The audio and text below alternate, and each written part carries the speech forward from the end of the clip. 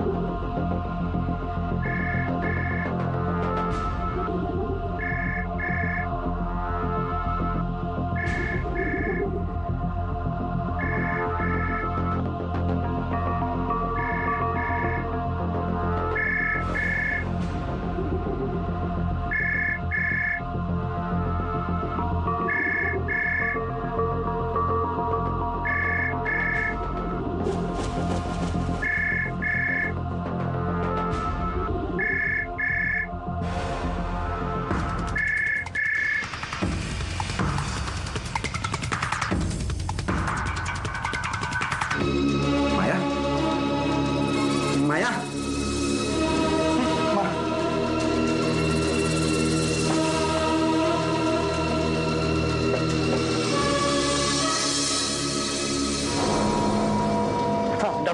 Doctor मी निशिकांत देशमुख बोलतोय. Doctor मायाला काय झालं डॉक्टर? काही नाही हो, ताप आलाय. साधा ताप आहे. तापामुळे त्यांना चक्कर आली आहे. मी इंजेक्शन दिले त्यांना. सकाळपर्यंत त्यांचा ताप नक्कीच उतरेल. अगं मला साधा ठसका लागला ना तरी माझ्या अर्जुनचा जीव कासावीस व्हायचा. आणि आज मला एवढं बरं नाहीये तरी त्याला साधं मला भेटावंसही वाटत नाहीये. कोणामुळे सांग ना, कोणामुळे? तुझ्याचमुळे ना. माहिती तर तुम्हाला वाटतं की हे सगळं माझ्यामुळे झालंय तर मी तुमची माफी मागते. माफी मागून काही होणार नाही ग. माझा अर्जुन माझ्याकडे परत येणार आहे का? तो येईल. मी त्याची समजूत काढते. तो तुम्हाला भेटायला नक्की येईल. माहिती माझ्यावर विश्वास ठेव.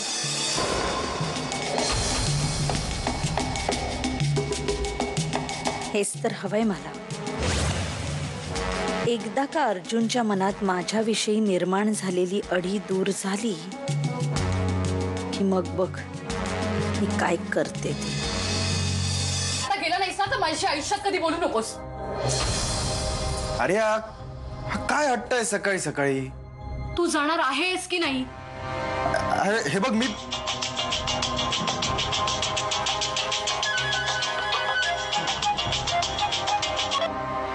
हा बोल मावशी. अगं वैतागायला काय सर? काही नाही बोल. कसं काय फोन केलास? अगं लग्न म्हटलं की मुहूर्त नको का? हा असं मी गुरुजींना बोलवलंय. तूही आलीस तर बरं होईल. अगं मी आले असते पण घरी छोटासा प्रॉब्लेम झालाय. माया त्यांची तब्येत अचानक बिघडली. काय झालं? अगं काल त्यांना अचानक ताप आला आणि चक्कर येऊन पडल्या त्या. म्हणून मी येऊ शकत नाही. सॉरी. ठीक आहे. अशा वेळी आपण घरीच असायला हवं. Okay bye.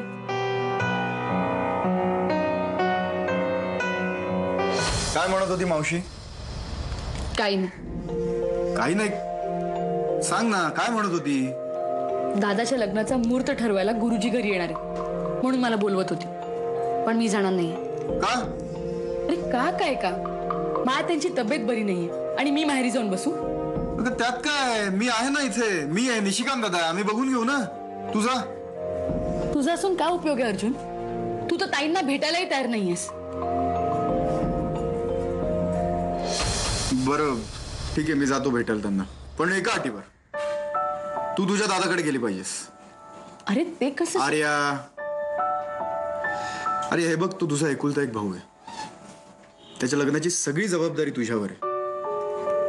आणि आता कुठे आपले संबंध सुधारत आहेत. परत या ना त्या कारणावरनं कशाला ते बिघडवा? हा त्याच्यापेक्षा तू जा, मी इथलं सगळं बघतो. ठीक आहे.